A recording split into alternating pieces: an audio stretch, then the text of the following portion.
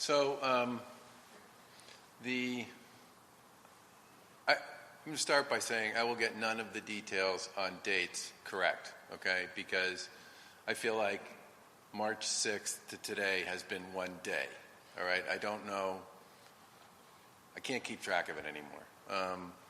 So what I do know is that sometime around the time that we had our 3 million masks that we had ordered through BJ's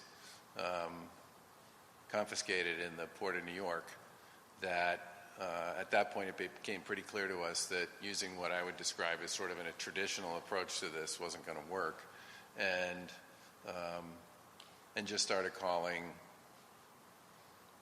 everybody I could think of who might have the ability to help us access N95 masks, which were clearly viewed at that point. That was the loss. It was 3 million N95 masks that we lost in the Port of New York. So that was clearly sort of goal number one. And it wasn't just about calling people who had connections to or relationships in Asia. We were also calling people who had relationships in Europe, people who had relationships in Canada, people who had relationships in Mexico.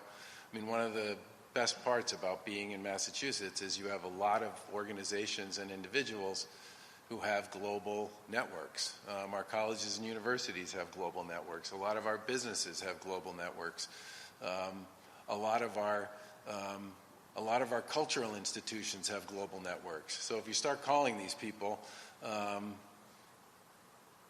you may eventually land on someone who has the ability to help you figure out how to actually put something like this together somewhere. And we eventually landed on some folks who could help us navigate some of the issues associated with how you would do this if you were trying to make a big purchase in China. And then the question became, okay, we have somebody who we think can help us actually execute on a purchase, but then the question becomes, how do you actually get it back? And I didn't want to go through the same exercise we'd gone through previously with the Port of New York, and so we concluded that the best way to make this happen would be if we could find a private trip that we could treat as a humanitarian mission. And that was when I called Jonathan Kraft and said, I think we have a way to access a procurement in China, but I don't know how to get it back here.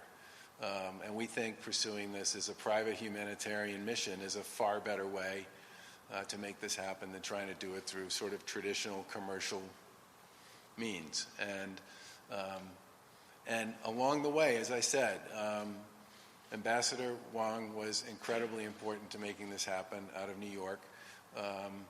The Minister of Foreign Affairs in China was extremely helpful, and a whole bunch of other people, both on this side and on their side, understood the nature of what we were trying to achieve. And Tencent, which is the company that in China that actually had the gear, was the sort of connection point to make it happen once the plane landed there.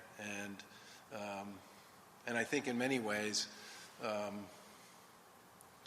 I'm really grateful for everybody who is involved in this, because you combine that shipment with the machine that Secretary Sutter's talked about, and while we will never have enough gear, we are always going to be seeking gear. We have a huge pipeline of additional asks and potential orders and all the rest that's going to play out over the course of the next couple of months.